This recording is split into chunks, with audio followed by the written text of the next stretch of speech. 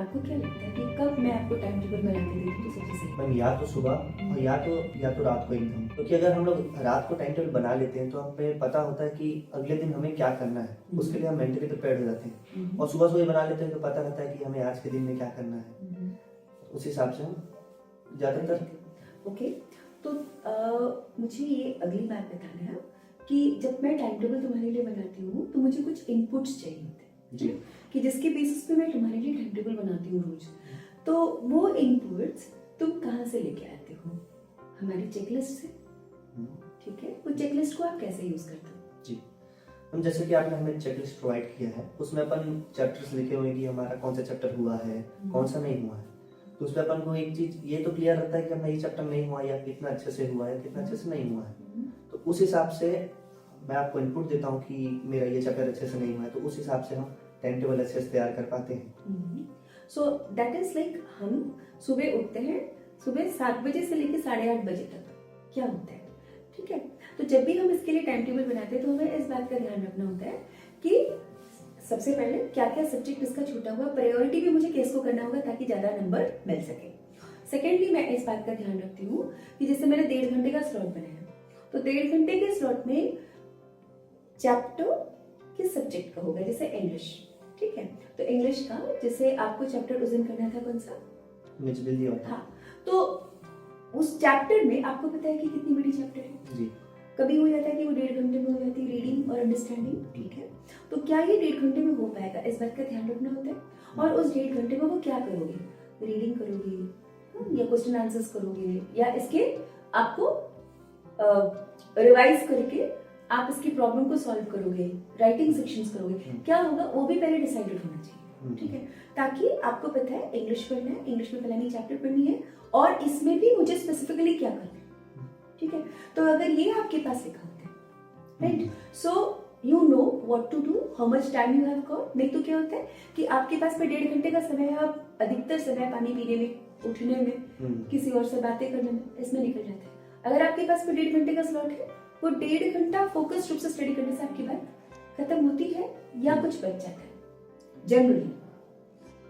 Ma'am जैसे अगर कोई चैप्टर होते हैं जो जैसे टाइम टेकिंग होते हैं, जिसको समझने में टाइम लगता है, वो थोड़े ज़्यादा टाइम लेते हैं। अगर ज़्यादा टाइम लेते हैं तो मैं अपना टाइम को एक्सटेंड करके मैं उसको पहले पूरा कंप्लीट ही करता हूँ, उसके बाद मैं ब्रेक ले लेता हूँ। और जैसे मान लीजिए अगर पहले खत्म हो जा रहा है तो मैं एक बार और जैसे जितना मैंने पढ़ लिया है उसको मैं एक बार और रिवाइज कर लेता हूँ बस। उसके बाद जो ब्रेक है वो थोड़ा सा ब्रेक लेके जो नेक्स्ट वाला है उसको थोड़ा जल्दी स्टार्ट करके मैं उसको भी अच्छे से टाइम दे पाता हूँ। Okay fine. अब आ गई बात कि जैसे ब्रेक मिलता है आपको, तो वो ब्रेक में आपको क्या लगता है कि कितने समय के बाद ब्रेक लेना चाहिए?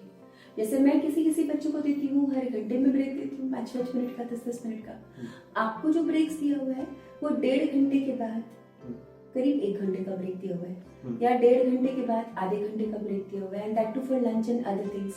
सो will you feel that कि it should be more or maybe like half an hour के बाद तुमको ब्रेक्स देना ज्यादा पसंद है? हर हाफ एन आवर के बाद 5-5 मिनट का ब्रेक चाहिए या फिर जैसे अभी मैं दे रही हूँ वो ब्रेक ठीक है आपके लिए? मैम नॉर्मल आप दे रहे हैं, जैसे मेरे को 1.5 घंटे का लगता है, उसके बाद 15 मिनट का ब्रेक लेता हूँ, तो मेरे लिए मेरे को लगता है कि मेरे लिए सफिशिएंट है। हाँ, और जैसे लंच ब्रेक हो गया वो तो रहेगा, उतना टाइम तो लगना ही है।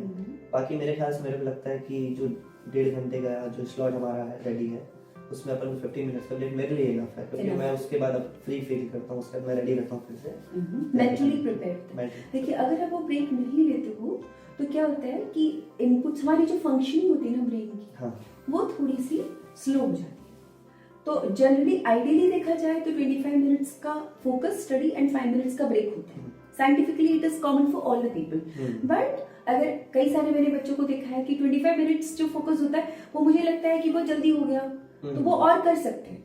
तो depending upon that also we make the time table. Okay fine. So now comes कि आपने दिन भर का काम कर लिया, जो मैं कहती हूँ कि रात को आप एक 5 मिनट एक मेडिटेटिव स्टेट पे बैठिए, आंखें बंद करके, सुबह पहले स्लॉट से लेकर के आखिरी स्लॉट तक, उसको मैं कहती हूँ कि एक बार मेंटली आप रिवाइज करो, तो आपसे हो पाता है वो?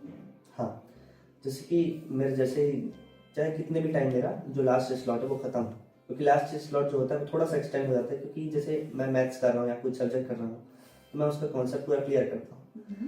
और उसके क्वेश्चंस को मैं पूरा क्लियर करके ही सोता हूँ। तो जैसे लेकिन रात को जब मैंने कहा पहले आपने इंग्लिश पढ़ा, सोशल स्टडीज हाँ, पढ़ा, हाँ। तो उसको आप मेंटली रिवाइज कर पाते हो जी। कि आज मैंने क्या पढ़ा? जैसे लास्ट स्लॉट के बाद मैं जैसे लेटा भी हूँ, मान लीजिए सो भी रहा हूँ, तो मैं सोने से पहले 5 मिनट पहले सोचता हूँ कि मैंने आज क्या क्या किया। मैंने इंग्लिश किया, मैंने साइंस किया, मैंने एसएसटी किया, जो भी सब्जेक्ट्स किए मैंने रिकॉल करता हूँ कि मैं आज क्या क्या सब्जेक्ट किया हूँ और कितने अच्छे से कर पाया, कि मेरा अच्छे से हो पाया कि नहीं हो पाया। उस हिसाब से फिर मैं इनको करने के बाद मैं सोता हूँ उसके बाद। That is a very important step, क्योंकि आप जब इसको कर लेते हो, जब मेंटली रिकॉल करते हो, तो आपका जो ब्रेन है सोने के पहले, तो वो क्या होता है कि सबकॉन्शियस माइंड में आपने डाल दिया। तो वो सबकॉन्शियस माइंड में आपने डाला कि आज मैंने इंग्लिश पढ़ा, सोशल स्टडीज का ये लेसन पढ़ा, साइंस का मैंने हेरिडिटी एंड एवोल्यूशन पढ़ा। तो वो जो चीजें हैं, जो मेंटल रिकॉर्ड वो बच रहा है। आप तो सो रहे हो लेकिन मेंटल रिकॉर्ड वो बच रहा है, तो वो आपके माइंड में अच्छे से रिवाइज होता है, right? And then you go to the deep sleep, morning you get up fresh, right? Okay, so this is the way how we do it, right? अगर हमें रिविजन करनी है क्लास 10 के लिए, है ना, मैथ्स की करनी है, सीबीएसई वालों के लिए कर रहे हैं, तो हमने सारे चैप्टर्स को यहाँ पर लिख लेना। जैसे chapter 1 is real numbers, polynomials, linear, pair of linear equations in two variables and so on, list of all the 15 lessons यहाँ पर होगा। तो अब आता है कि आप लोगों ने क्या क्या बनाया और क्या क्या नहीं किया। तो क्या आपने एनसीईआरटी एग्जाम्पल्स कर लिया?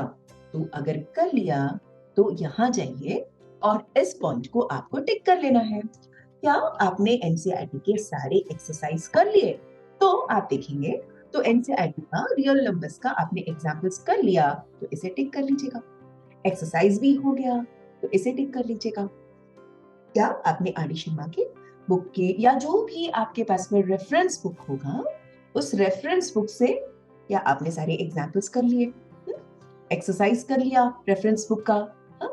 क्या आपने इन चैप्टर का टेस्ट इस चैप्टर का दे दिया? हाँ, तो ये हो गई आपकी चेकलिस्ट। हाँ, आपने इससे आपको पता चल जाएगा कि किस किस से लेसन का आपको बच गया है।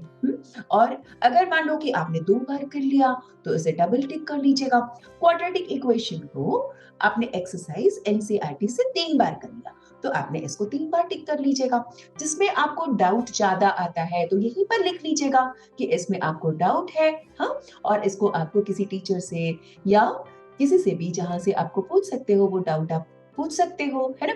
तो ये एक शीट आपके पास हमेशा तैयार होनी चाहिए, ठीक है। ओके, अब इसके बाद आपको देखना है कि क्या आपने सैंपल पेपर को सॉल्व किया या नहीं।